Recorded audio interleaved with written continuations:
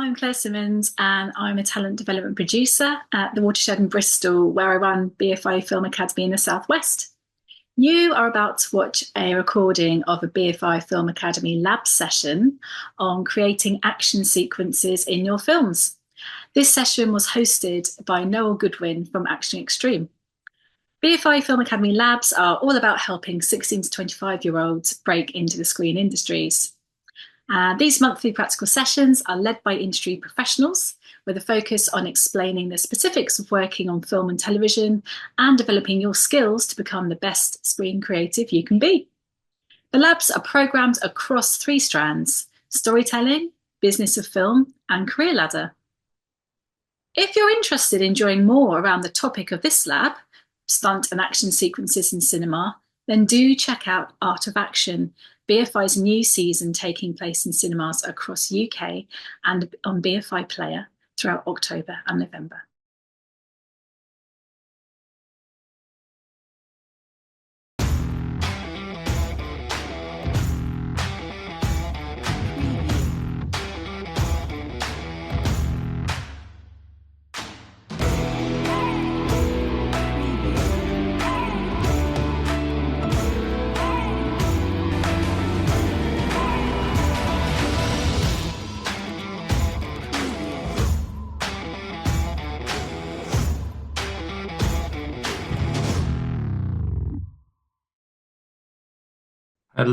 Hello. Hi, everybody. I'm Noel. Thanks to the team at the Watershed and the BFI Film Academy for having us come and do this session. And thanks for the trailer there. I've slightly interrupted it because I thought it wasn't playing properly, so apologies for that. Anyway, my name's Noel. I'm a freelance producer working with Xtreme, which is the UK's first dedicated action studio in the UK, with a remit for discovering and nurturing new talent, as well as producing its own films. And next year in 2025, we've got 3 feature films coming out, which is very exciting. I also have my own hybrid talent management and production company called Sandwich Club Productions, which is a focus on supporting new and emerging filmmakers. And I used to work at the BFI actually for 15 years, where I ran the BFI Feature Film Festival and established events and opportunities, including things like the BFI Film Academy Labs for 16 to 25-year-olds. So it's very nice to be back. Joining me today are the wonderful Jo Rolison and Ermar Alexander. I'll just ask Jo and Ermar to switch on their cameras and mics and join us now if they can. Hello. Hello. Hey, Jo. Hi. Hey, Ermar. How you doing? All good, thank you. Thank you so much for joining us today, both of you. I really appreciate it. Everybody, Jo Rolison is a talented British Filipino action and stunt performer who has worked on The Witcher, Warrior Nun, and Into the Badlands, as well as Luther, The Fallen Son, and Back in Action with Cameron Diaz and Jamie Foxx. Big virtual round of applause for Jo, please, everybody. I'm going to ask Jo to tell us a little bit more about herself in a moment. But before we do that, Ella, could we just have a quick look at Jo's show reel, please?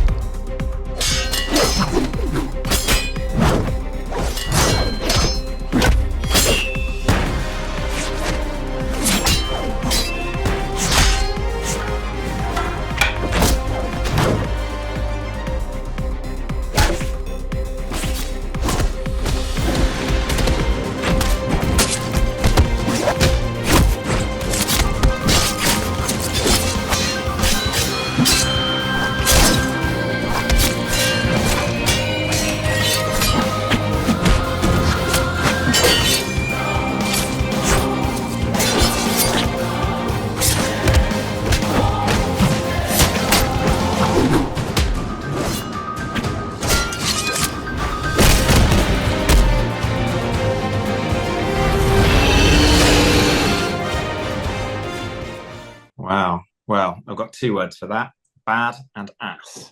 Um, very, very cool. Brilliant. All right, Jo, thank you for joining us. And looking forward to chatting to you more over the next hour or so.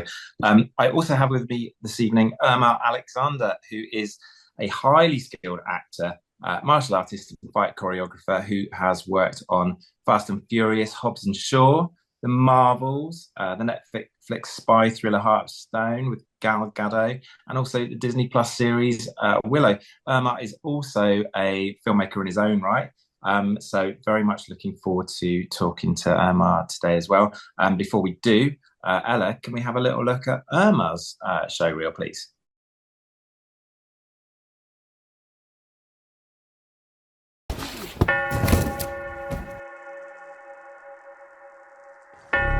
I've never been broken. I've never been broken. I've never been broken. I've never been broken.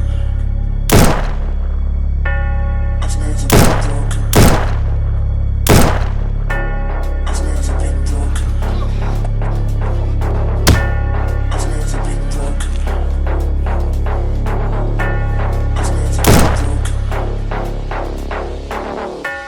I've never been broken, broken, broken, broken, broken.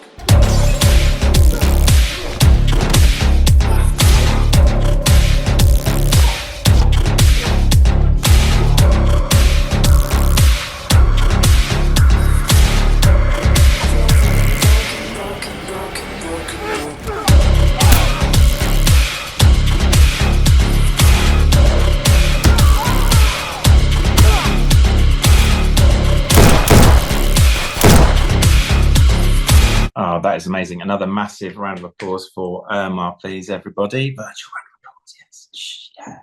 Yeah. Great stuff. I mean, that's so exciting to see all the work, or some of the work that you've done on screen there in those show reels. So massive congrats. Can you guys both just tell us a little bit more about how you got into action filmmaking? Tell us a bit about your journey, how you got to where you are today, and what exactly it is that you do. Jo, let's start with you. Sure thing. So I'm a stunt performer and I specialize in fight scenes. As per my show role, it's mainly what I do. And for me, my journey was a bit of a U-turn. I kind of knew nothing about film industry growing up. I didn't have any family and friends in it at all. And I went to university and it was a change of career for me from criminology. And I discovered film through, I guess, a colleague, a teammate, through my martial arts. And since then, I thought, yep, this is for me. I discovered the world of stunts, and I, from then on, adapted my training to suit film and TV.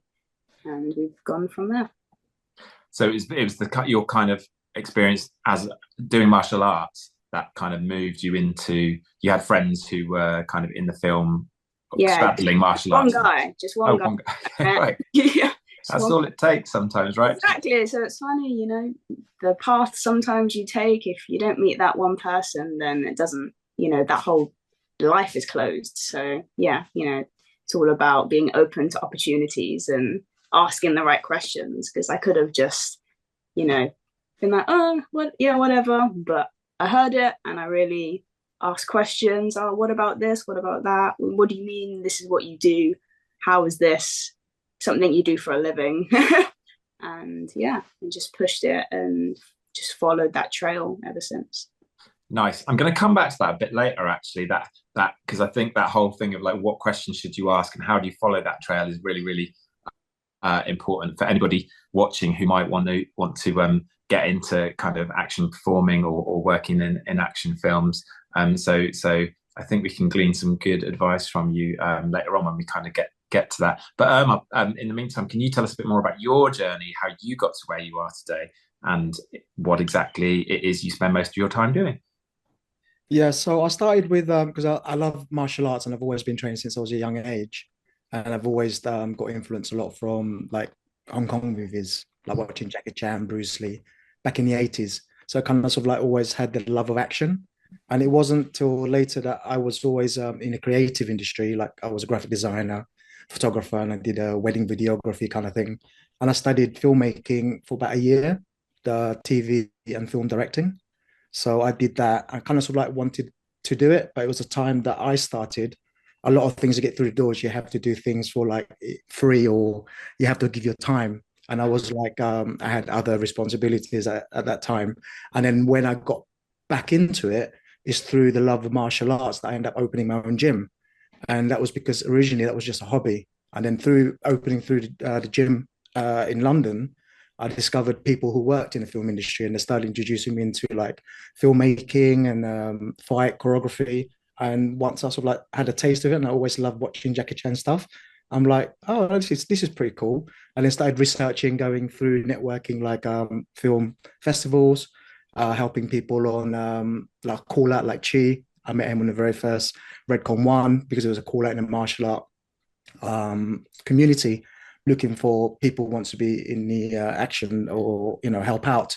And yeah, that's how I kind of started my journey. And then now I'm creative. I have my own space, and I help people with short films, and I help them previous or help them create what they want to put on the screen.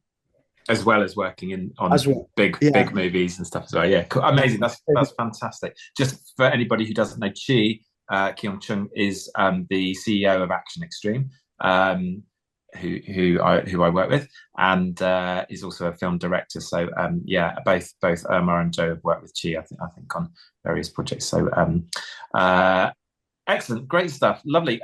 Well, let's kind of get into it a little bit then.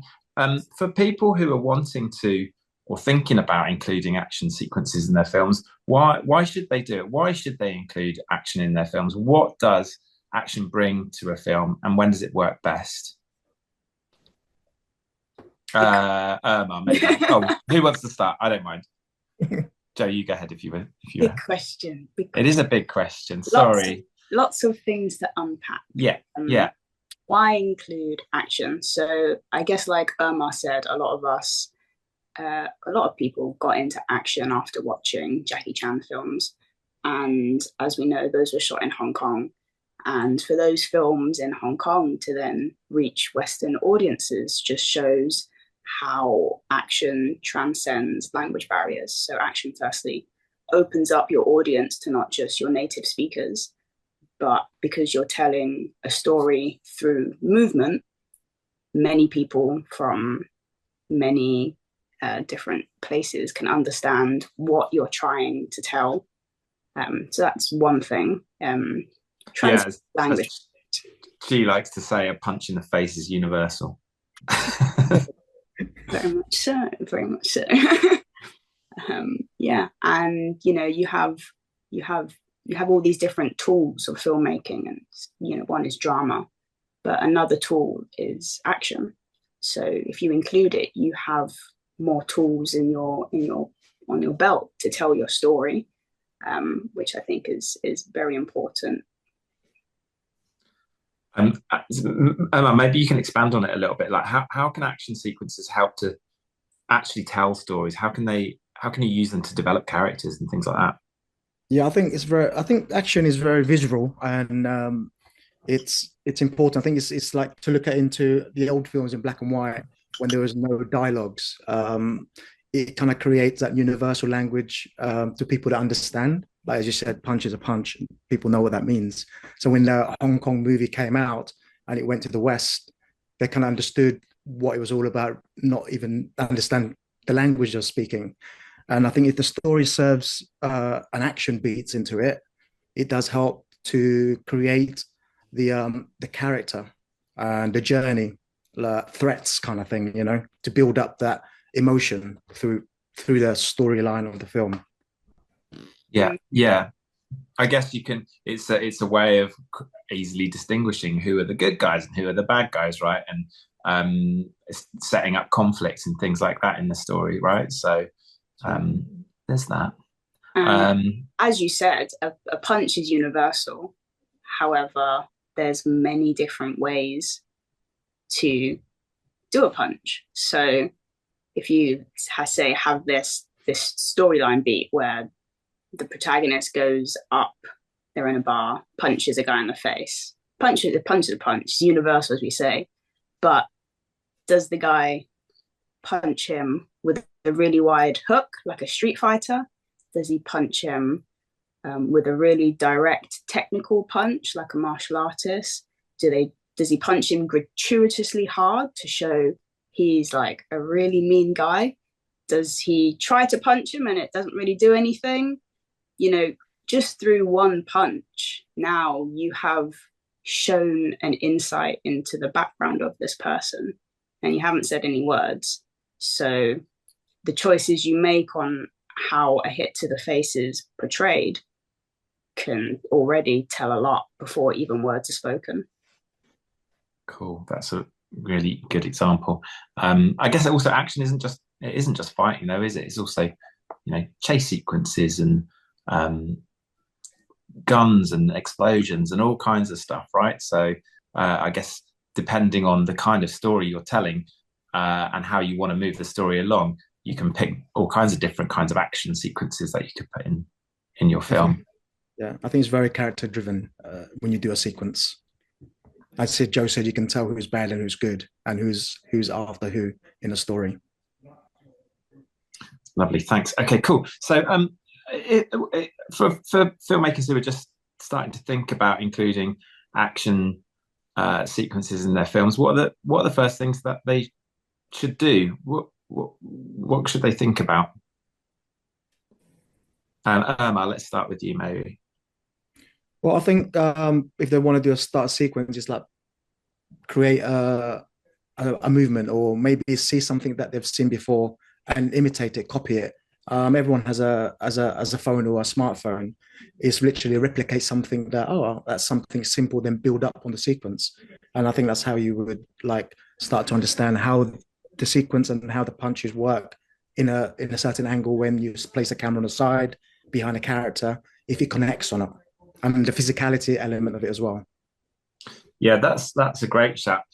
There's these guys, young filmmakers from Nigeria called the Ikarudu boys, who I think have, they spent their time loving action films, watching action films, and then they try to replicate them and as best they can, and then put them up on YouTube, and they've gained a massive following. But I guess that experience of kind of watching action movies, watching action sequences, trying to unpick them and figure out how they've been made, and then replicating them themselves in a kind of homegrown way. It seems like a great way to kind of learn how to do things. What else can filmmakers do, Jo, to when they're just starting out and kind of thinking about putting action sequences into their films? Yeah, I think the unpicking point and really researching is really important, because like we've all watched many things and you see something that's really good and really bad. Kind of what's the difference? There's a very fine line. And when you break it down, there are so many things that can make or break it. When you start doing an action sequence, like what's the motivation? Because when you're watching a film and the motivation of why the character does the act, does the fight, if it doesn't match and it just doesn't align, then the audience you're thrown off and you're like, oh, I don't really understand why he did that, and then your immersion is gone. So kind of you start with action's great, but there's like almost like two lines to it. There's like how to choreograph something really nice, and then how to put that together within a script, like a small script that you've written, and for that story to be told. It's two very separate things, because you can be like the best choreographer in the world, but it doesn't necessarily mean you can actually tell a story. Yeah. So it's almost two separate things that you need to unpick. It's two different conversations. And then the unpicking of when you're watching an action scene, like why are you into it?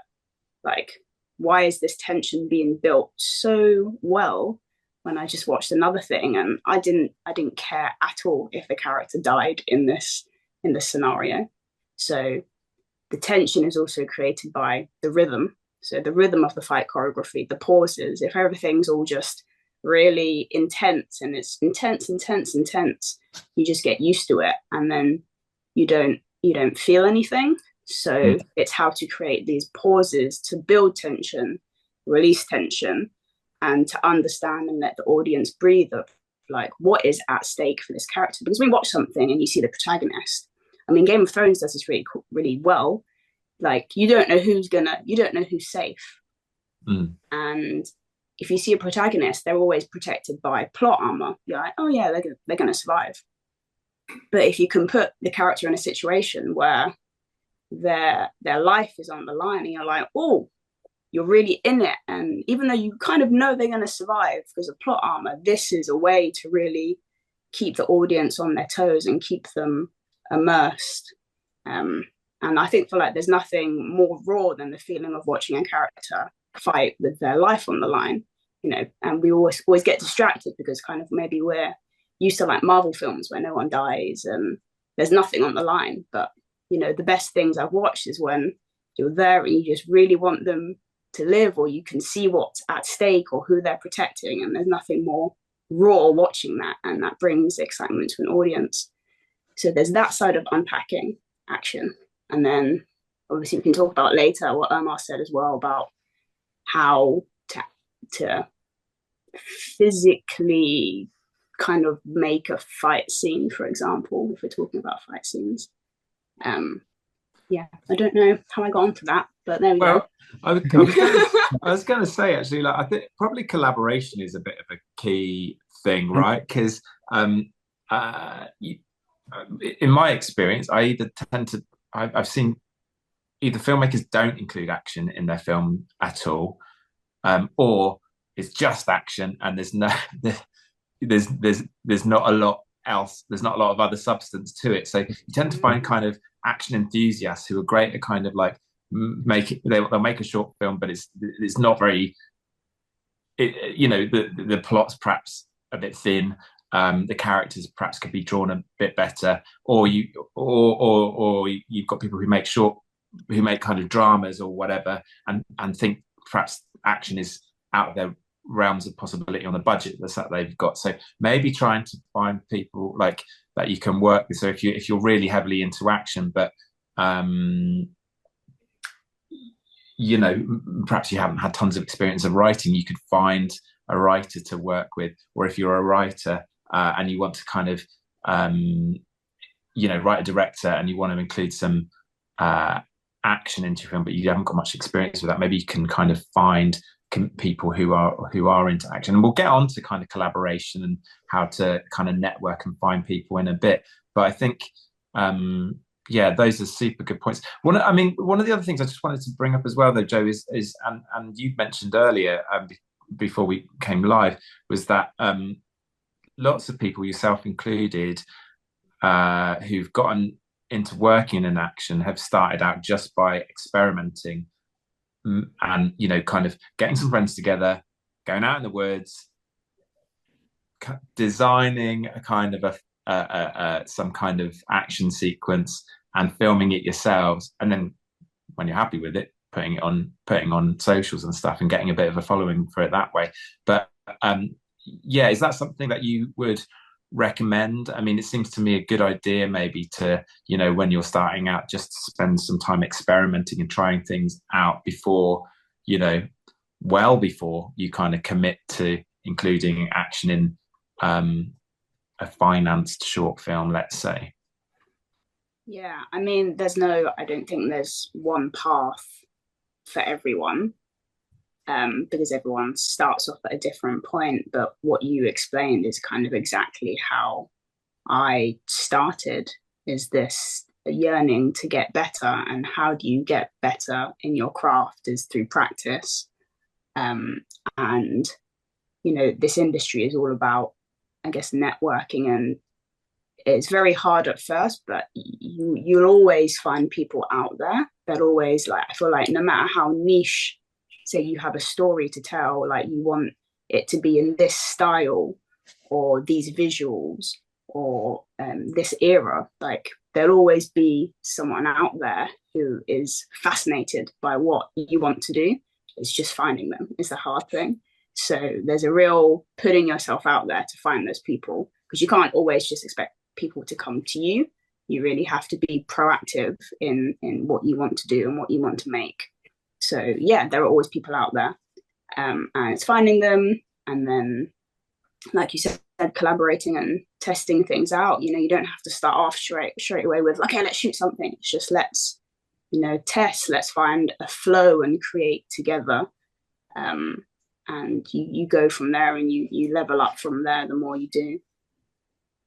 So one way of finding people to collaborate with is by starting out and putting yourself out there, doing some stuff and putting it on socials and trying to get some, garner an audience or a following or make some connections that way, right?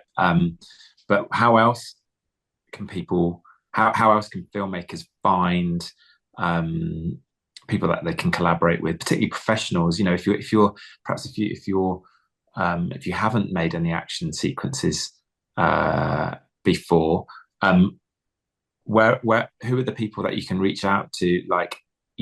Do you need an experienced stunt coordinator or a fight choreographer to work with? And how might you find them, and how might you persuade them to kind of come and work on your no budget short film or whatever? Ermar, have you got any? I've worked a lot with no budget project. I think that's where I garnered my experience. There's a lot of people out there wants to build experience, and a lot of it's through no budget, like short films. I've helped out a lot of students from Ravensbourne to London Film School, Met, working together and collab. And a lot of my work normally find from Star Now or Mandy, or social like Instagram, where people are reaching out. Now I'll get more word of mouth. But before, when I first started, I would go to places that if you're looking for action, go to a martial arts school or something, or again, finding someone in Instagram who does this kind of thing, who wants to have fun, especially if you've got no budget, find someone who's willing to do it and get some practice together, and finding that right people and right team. I mean, there's a lot of people you can find. As Jo said, you just need to reach out and don't sit around and wait for people to come to you, because they won't. Sometimes you discover new talents by going to film festival, going to maybe to a martial arts school, or putting on Facebook I want to create this sequence to do a practice. If you want to collab, please send me a message. Things like that, I think, helps a lot. Well, that's great. Are there any particular festivals or anything that you'd recommend people to go to? I just went to yesterday, Fighting Spirits. I mean, there's many. There's lots of film festival in London that you can go to. Also, same thing like going into a filmmaking festival. So there's more than one way to actually find people. And sometimes you'd be surprised attending martial arts classes. There's a lot of stunt people that work there and actors. So sometimes by accidentally bumping into people can create that connection. So, I mean, a lot of my work is from connection from other people bumping into me, or have heard of me, or I've seen someone goes, oh yeah, someone's looking for who's got experience in martial art, but not quite, hasn't got that experience, but wants to collab. Well, would you want to do it? You're going to make mistakes anyway, and you learn as you go with your career or development. So I think if they're really willing to find someone, they will find it, especially if you've got no budget.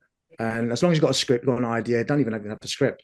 As long as you have an idea, you write a very basic storyboard, you've got a nice character. Because, how can I find someone who maybe can do martial art, but I'm going to give him some line.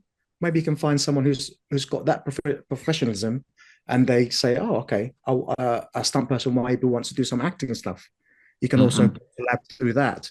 Or for my instance, I think someone wanted to use my space, and I said, oh, Alex, Ermar, I want you to do this, but we don't have no budget. What can we do for you? I said, okay, just put me down as a producer or something, and whatever you need, I can help out. So there's always an exchange of something that people with my caliber, with Joe's caliber, it's worth asking. So sometimes don't be scared that because you've got no budget, you're not going to find people. Obviously, people want work for nothing sometimes, but sometimes people will be there to help you out for experience and to have that showreel, to have that knowledge, and to have that practice. I think it's very, very important, because a lot of my work came through Star Now and helping out students films through my acting, through my action stuff. Cool. That's a great example. Yeah, show reels, I suppose, is a great way to kind of entice people. But as you I've say, done about 15 short films, I think, so far, nice one. on students just to get my practice going until I Cool. got to the bigger budget and working along and then connecting with people in a professional level, and Nice. you get a reputation. And something Ermar touched on is the preparation. So if you're like, oh, I want to shoot project X, and you're talking about to people, and they might be interested, but if you say I have project X, but I have a storyboard, I have a treatment, I have a 4-page script, and you've got it all down, that instantly shows that you are a serious person wanting to create something, and that will attract people a lot faster to your project. If there are more details, maybe the character you've written is actually a character they really want to play. Yeah. That you could even get like maybe a really good established actor or stunt person, someone maybe training for stunts, training for the stunt register, and because that character is like, oh yeah, that's really someone I want to play, or that's like a fight style I really want to show, or a weapon I really want to work with, then they might do it because that's something that they're passionate about. And I think people who are passionate about something, they'll do it despite the budget. Cool. So reach out to people. Don't be afraid to reach out to people, but make sure you're prepared and you have all the things that you need to kind of entice them. Don't go too early. Make sure you've done your homework and you've got things that you can share with them and show them that will kind of prove that you're serious, that you've got a really good idea, concept, opportunity to bring them on board. Love that. Nice. Well, so let's say you've got your team together, or got a team together. What's the process then? How do you as stunt people start work? How do you work with a director? Who designs the stunts? Is it you? Is it them? And is the process the same on bigger budget TV and feature films as it is on shorts and micro budgets? How does it talk us through a little bit about how you begin to kind of collaborate with filmmakers to create action sequences? I think to begin with the sequences, you mainly work very closely with the director's vision first, the script. Then you build up your team and sequences that has to be properly with the character. I mean, again, depending on the budget, obviously, bigger budget, you just have more people to work around the stunt coordinator. Normally, stunt coordinator is the one dealing with a lot of stuff, picking fight choreographers if it's a bigger budget. But sometimes if it's a smaller budget, there could be just one person doing stunt coordinating and designing the fight sequence. But the can I just really quickly ask, could you just briefly tell us what a stunt coordinator does? What's the difference between a stunt coordinator and a fight choreographer for anybody who doesn't know? Yeah, so stunt coordinator deals with the health and safeties and making sure getting all the right people, right talent for the action sequence for that job. So he will organize all the people that he believes that is right for that role, right for that direction of the director's vision. So it's very important to work with the vision of who is creating that film, who's creating that short. So it's a very collaborating process with the person who is a fight choreographer or fight coordinator. There's so many different heads depending on different budgets. The bigger budget you have, the more heads you have. But they say if it's a short film, low budget, you may just have one person. Like I did a short film with London Film School. They did a Kenjutsu Japanese. There was only me involved in it, so I did the stunt coordinating and also taught the fight sequences and safety. Because I deal with weapons, I handle the weapon as like the armor kind of thing, kind of safety side. So obviously, the bigger budgets, you'll have different heads for different departments to take care of that because there'll be more moving parts. With a smaller project like short film, there's less sequences. Like for instance, the example that I did with Jo. Jo was our core team when we did Bad Day at the Office. We had 24 sequences that we had to design throughout the film. So that was like a massive action piece that we had to do to actually get that done. and then it's the people that around you will help you to design it, and the coordinator will entrust that vision of what the director want through to their team, that this is what we want, and then we'll oversee it, the design. If it's happy, the director's happy. If it is changing, it goes down the line. So the director has a vision, and then he or she works with the stunt coordinator to build a team and to start figuring out how they can realize that vision, and then they bring in a fight choreographer or someone like that to start designing the actual action sequences, and with the action performers, camera team, etc., and the rest of the crew, right? The team you have will read the script of the scene you want to do, and within that script, the director and the stunt coordinator and the assistant coordinator, the fight coordinator, the fight choreographer, these people, they'll have these meetings before, these heads of meetings, to discuss, what is needed for the scene and for the director to communicate the vision that they currently have. So they'll make notes or any changes, or this is this, and then they'll communicate that to the stunt team, and they'll start designing. So the choreographer and the coordinator will start making the project, and there'll be maybe back and forth. Maybe the coordinator will come in and say, oh, maybe like this, maybe there'll be another meeting, something would change, and then you change that element, and you go through, you create it, you choreograph it, and then kind of through that, simply the choreographing and design, let's say the designing of that sequence, you start with the concept, the story. You then have the location. So if it's going to be a kitchen, then you try and block out and replicate that location as best as possible, because maybe you probably can't rehearse in that kitchen. So you block the space out so your dimensions are as accurate as possible. And then you block the actions that happen. So maybe it starts with dialogue, and then person A needs to be over there. But then by the time the fight starts, person A needs to be here, and person B is walking in, person C is coming in, and they have dialogue and they have these actions, or they have to pick up that pan. So you block the actions. And I think it's very important to not get bogged down in the detail. Often when you're doing things, you can get very, all these things you're thinking about, and you just want to get them out of your head and say them so everyone knows. But it's like teaching, with dance, you don't teach the details of your hand is like this and instead of this, when the person doesn't even know what the move is. So I think it's important to really take a design through stages, and you start with the blocking. Okay, now that we have the blocking and all of the players know where they need to be at that time, now let's start working on the choreography. What's the style, kicks, punches, highlight moves. Sorry, what's a highlight move? Just like these, like when something very visual in the scene.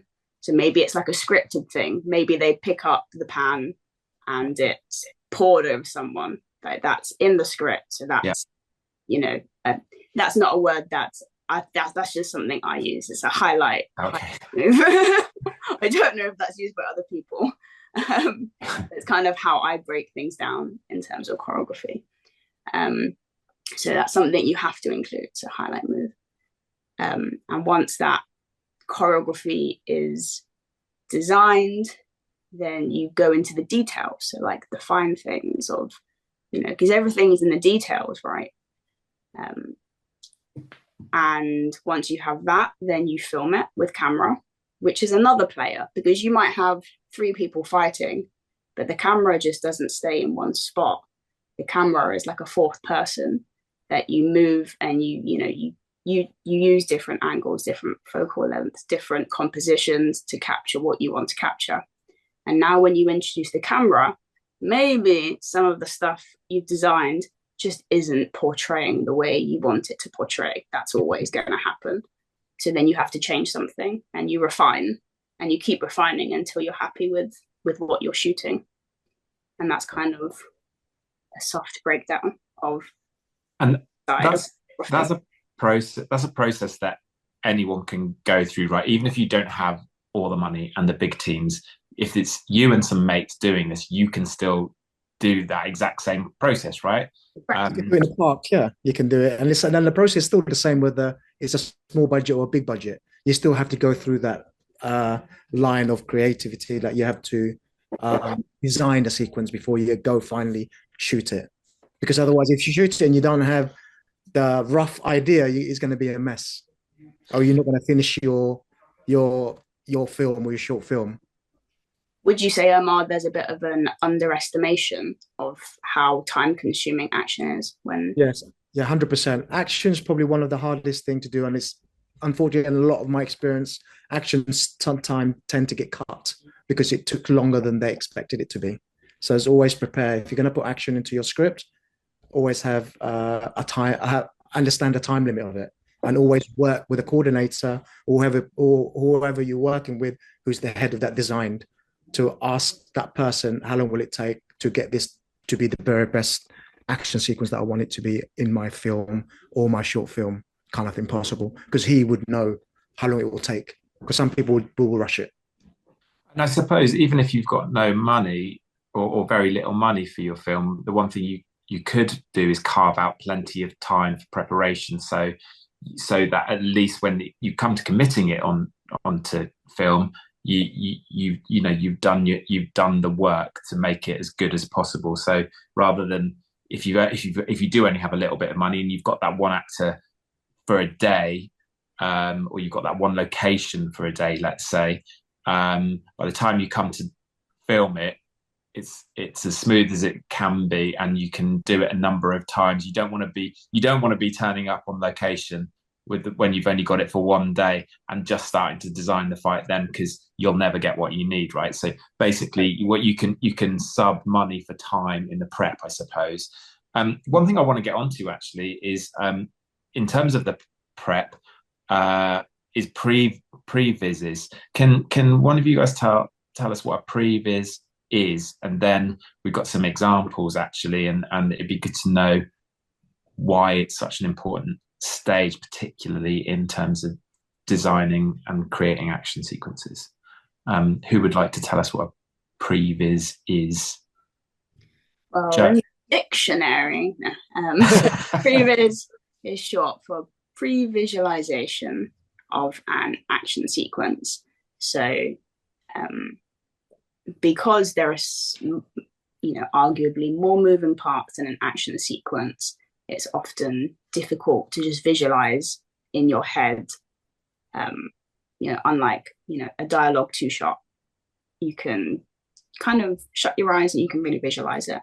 Whereas if you have an action sequence, it's hard to imagine that. Where are all these people? What's happening? Then what do I put there?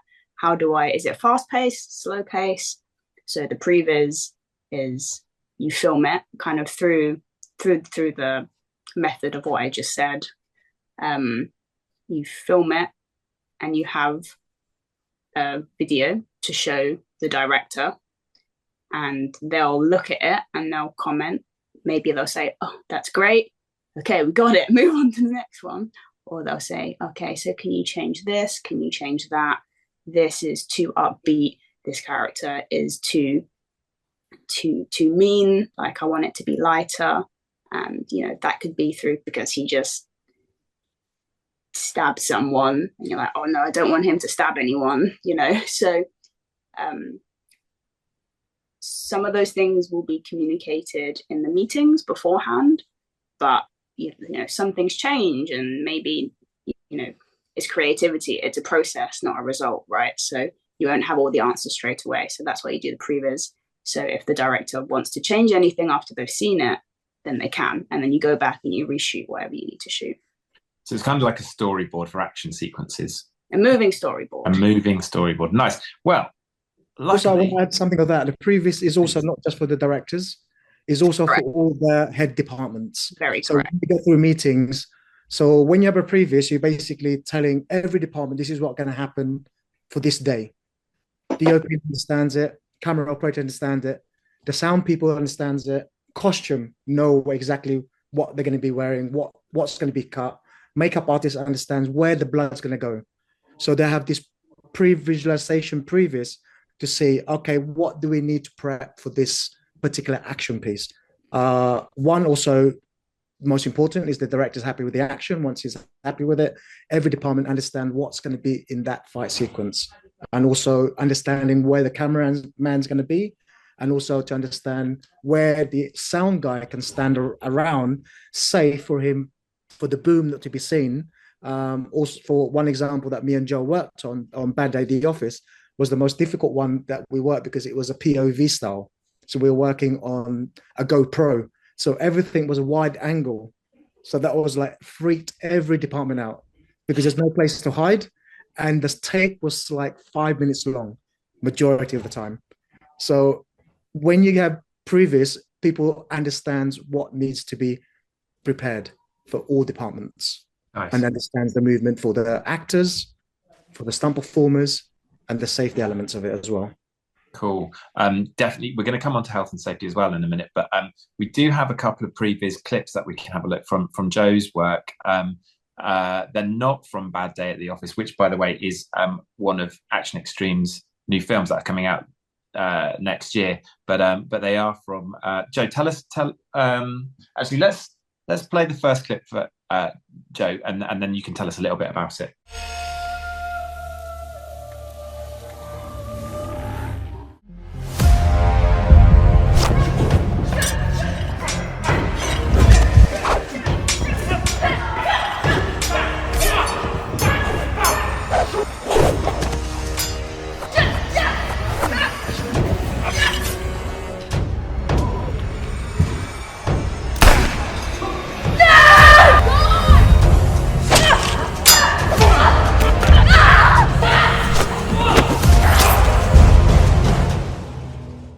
Once again, bad and ass. Can you just tell us about that previs that we just saw?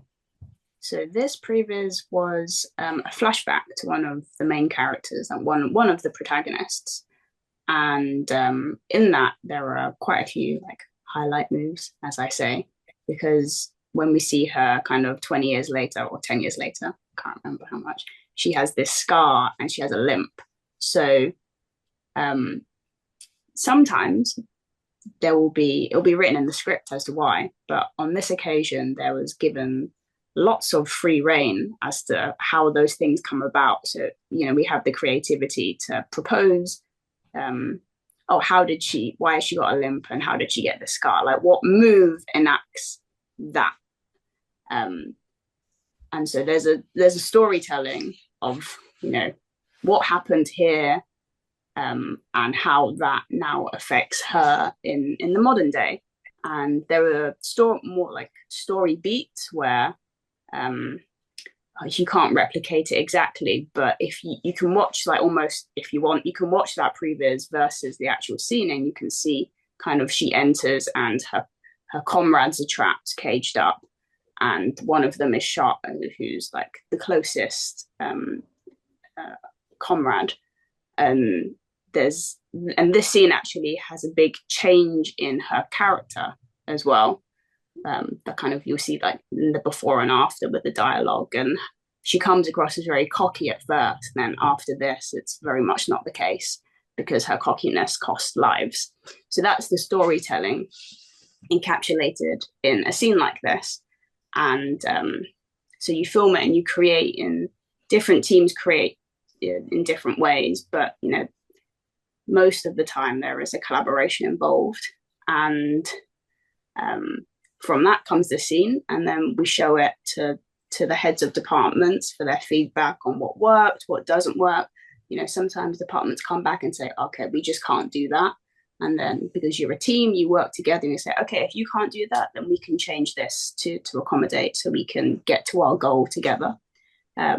Unfortunately, no one wanted to change anything, which was fantastic.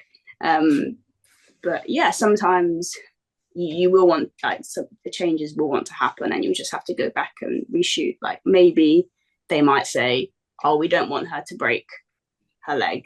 like for it to be actually broken. Like we want it to be like a sword strike or something. So those details will travel back and forth until we get to where we want as a film. Cool.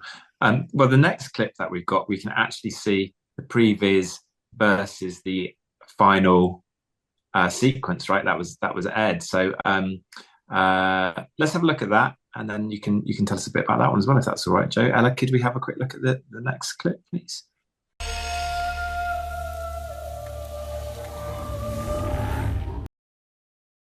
Take her.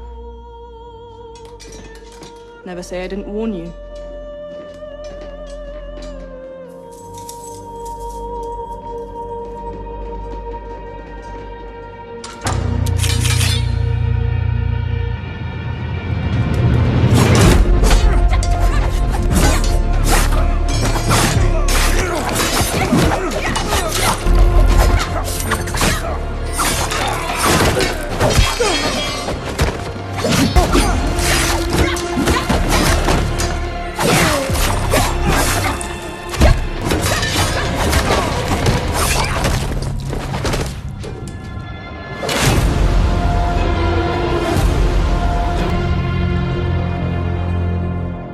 Really cool to see how it was finally even though so much of it is the same, how it actually then comes together with the costume, the lighting.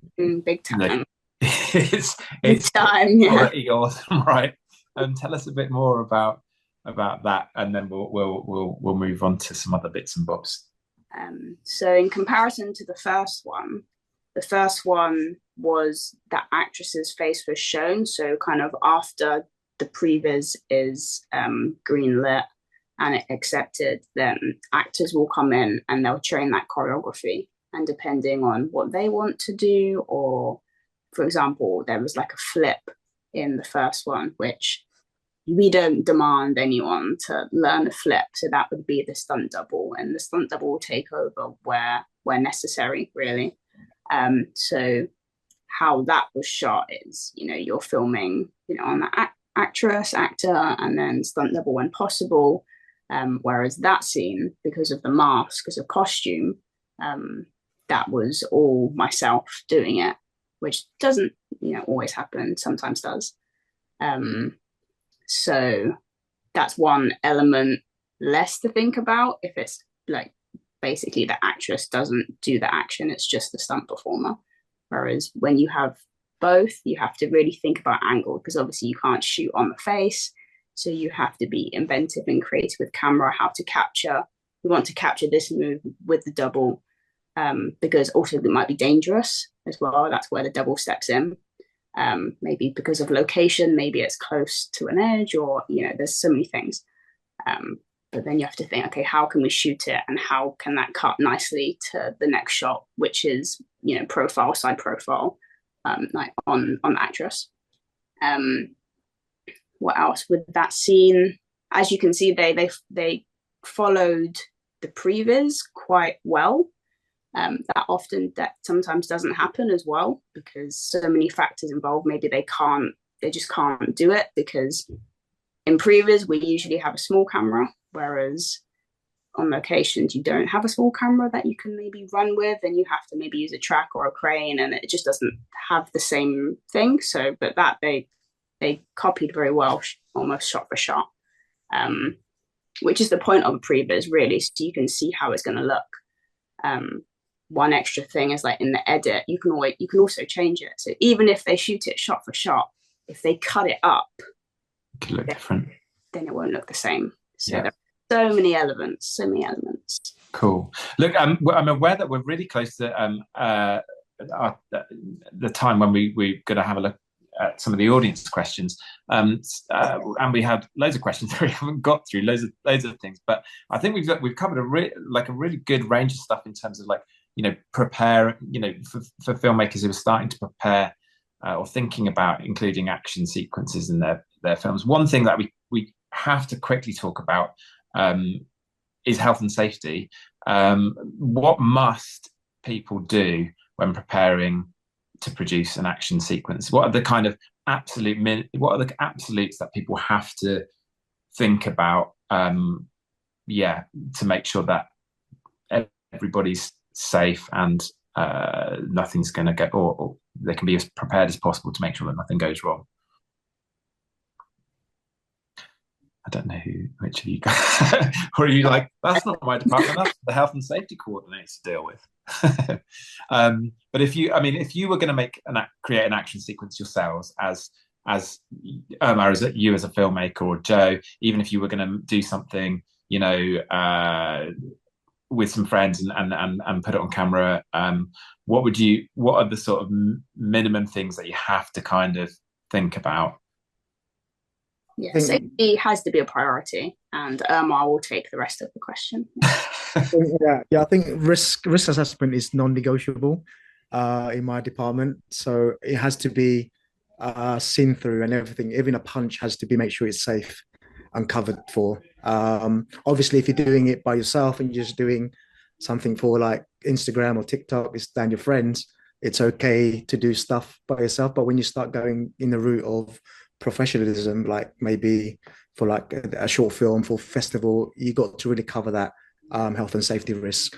Anyone can kind of do a risk assessment, as even a risk assessment really is just thinking through the risks, right? So yes, even if it's just you and some friends making something, you can literally think like where you have to, it's just a question, and you can get risk assessment templates online, right, which is really good practice that you'll need to do for any film that you're making, for whatever you're doing. So just literally kind of working through all the different elements to make sure there are no trip hazards, what's the weather going to be like, what's access points, where's the nearest hospital, all kinds of things like that, right? So risk assessments, absolute bare minimum. I think it's good to start when you do small stuff, is to really start looking into that as well, so that you understand the process when you do bigger stuff.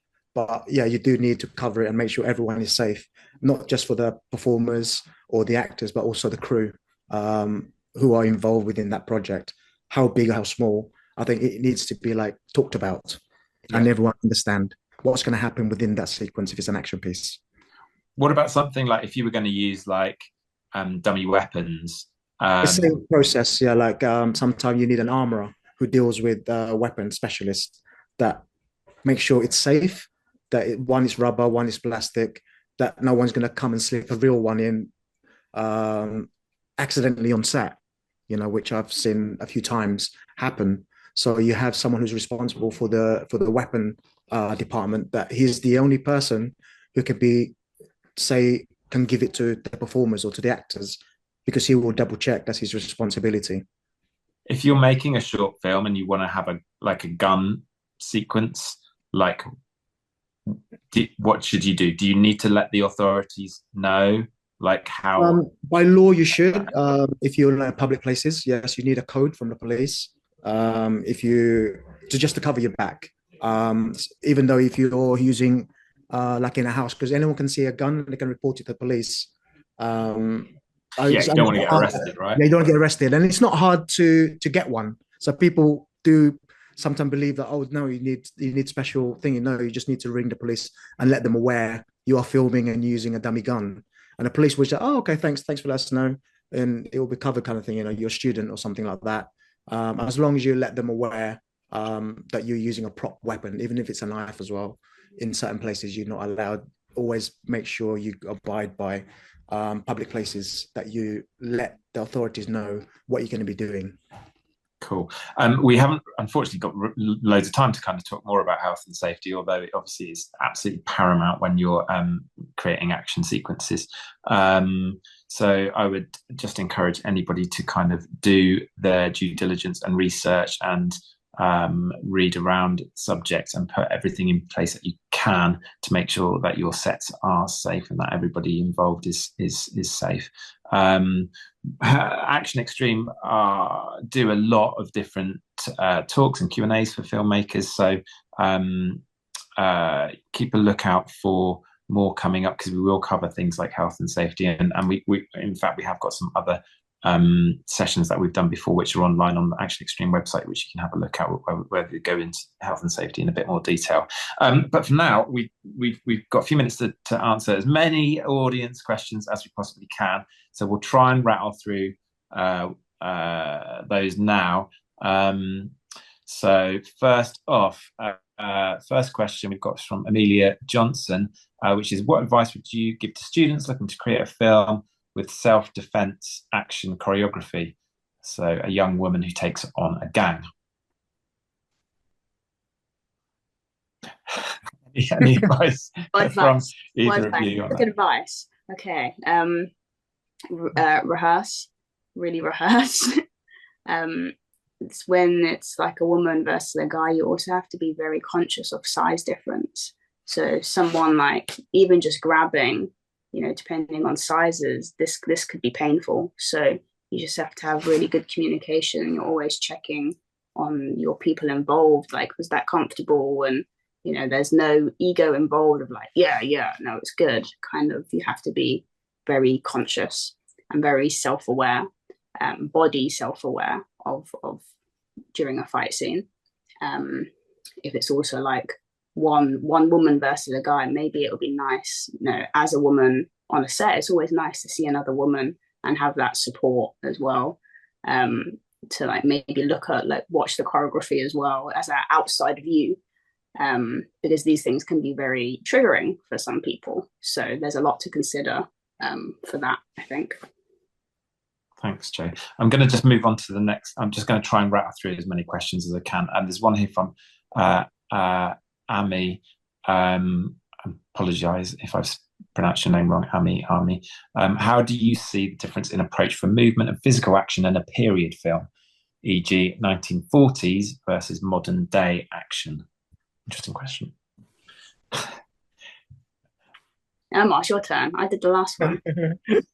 Well, yeah, obviously, if it's a period fighting, you have to research on the fighting within the era. So you can't use, like, say, modern fighting like John Wick kind of style and put it to the era of 1900s. So research on a weapon, that you understand what the storyline is and what year that fighting is.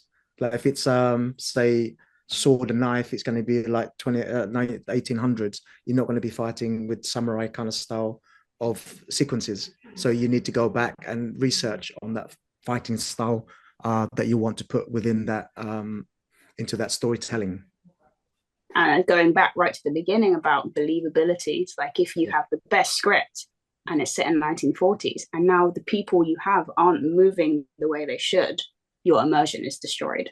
So this is where movement, not just action scenes, but movement, how people walk, how people hold themselves, how they grab a glass, how they reach for their weapon, that's storytelling as well. Yeah, always research on what period that you are going to do action in and put that element into it, because otherwise it's going to be clunky. If you're going to do something like, as Jo said, 1940s, and you do a fighting style of, say, 2000, it's not going to work. Cool, thanks. What's the biggest stunts you guys have performed? That's from Sam. I just jumped off a 12-story building on a wire, but really running uphill off roof in Sweden with the Swedish Stockholm background, and then run, leap of faith, and then the team catches me on the wire. So that was nice.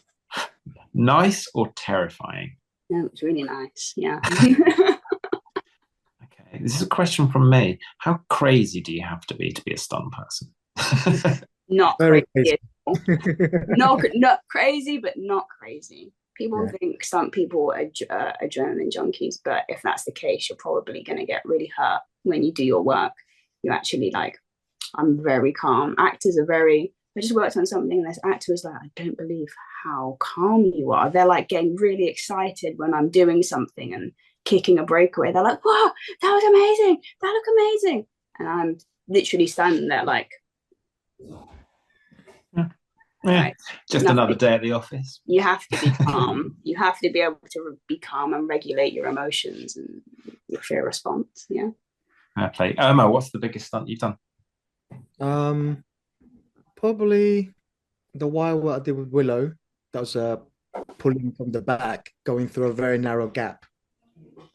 So you couldn't fly out your arm, which you naturally do. You have to tuck everything in. And also previewing Bad Day at the Office, doing the car previous. I think that was exciting kind of stunts that we did. But yeah, nothing high stuff I've done recently, no. But the biggest one is by Willow. Nice. That's awesome. I'm in awe of you guys, honestly. So what are the biggest tips you guys have for writing / designing fight choreography and action sequences? What do you think is the makeup of a great action scene? And that's from William Wingfield.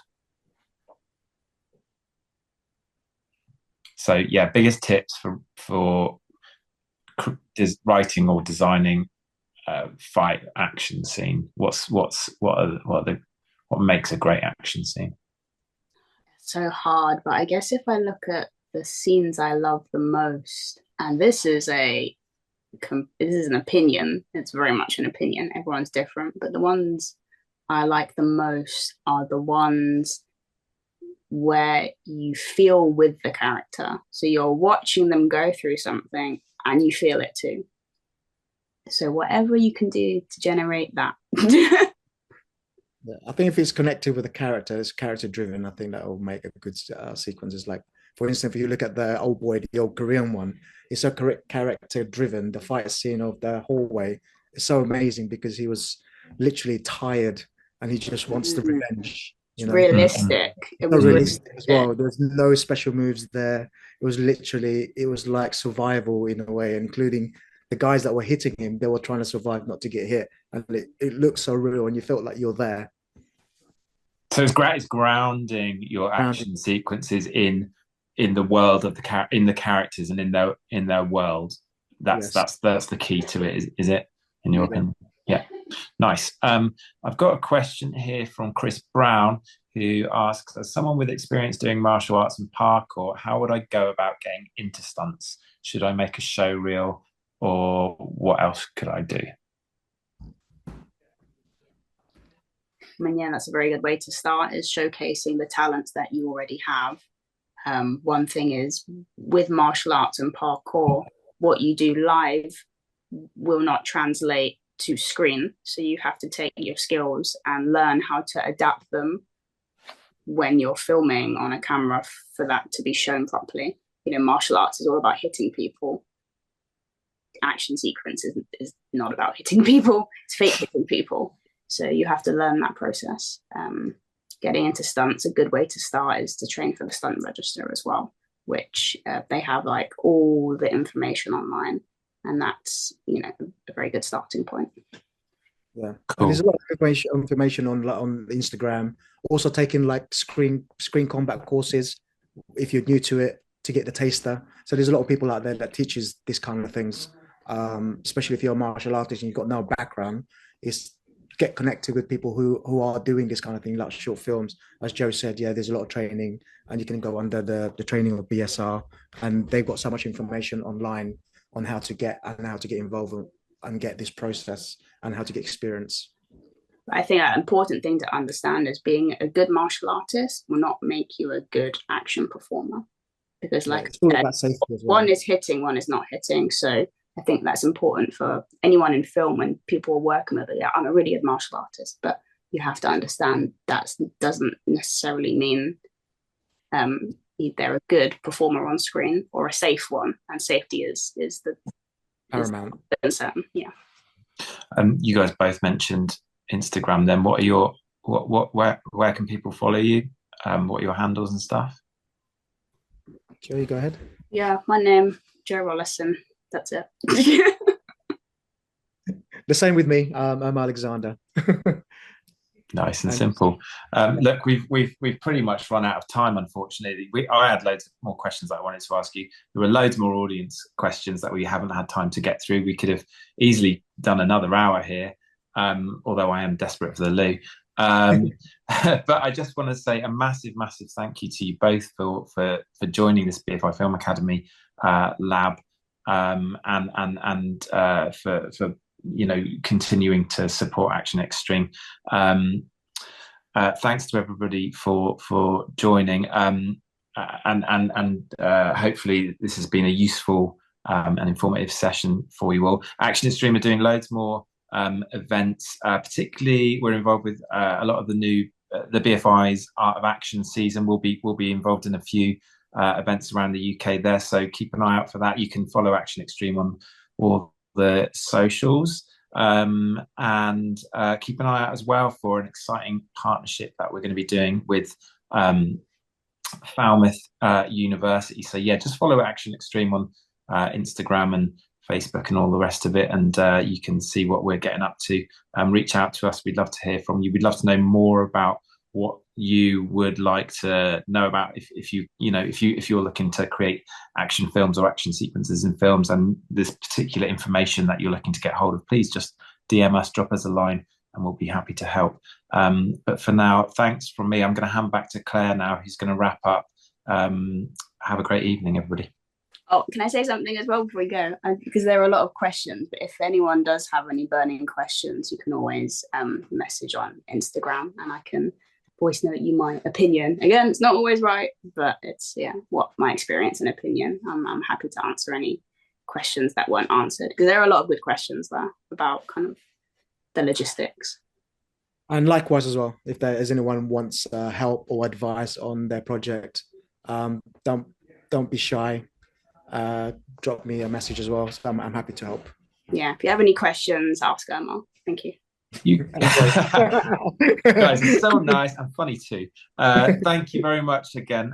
Claire, over to you. Thank you so much for watching this BFI Film Academy lab session on creating action sequences in your films. We run monthly live digital labs and would love to see you at our next event on Monday, the 11th of November. It will all be about making music videos in 2024, brought to you by BFI Film Academy team in Wales. To find out more about this session, visit our lab's webpage, which you can find in a video's YouTube description, and follow Film Academy on our social channels. Thank you, and see you next time.